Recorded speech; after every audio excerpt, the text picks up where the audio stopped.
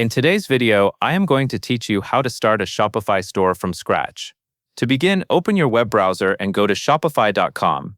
This is the official Shopify website, and it is where you will create your store and manage everything later, like products, payments, and design.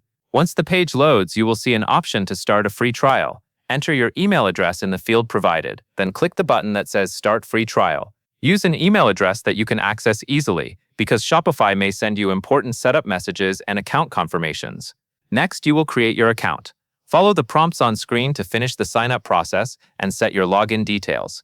Take your time here and make sure you save your login information somewhere secure. Also, try to choose a strong password that you will remember, because you will use it often while building and running your store. After your account is created, Shopify will guide you into the initial setup area. When you reach the part that asks about billing, choose the monthly billing cycle. In many cases, promotional pricing, like a low introductory deal, is tied to monthly billing. If you do not want to select a paid plan right away, you can skip choosing a plan for now and continue with the setup so you can start building your store first. Now you will set up your store type. When Shopify asks what you want to create, select Online Store. This tells Shopify that you are building a standard e-commerce storefront that customers can visit and shop from on the web. Pick a name that matches your brand and is easy to spell and remember. If you already have a business name, use it for consistency.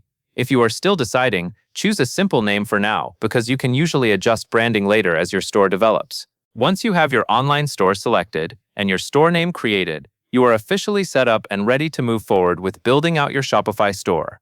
That covers everything you need to know.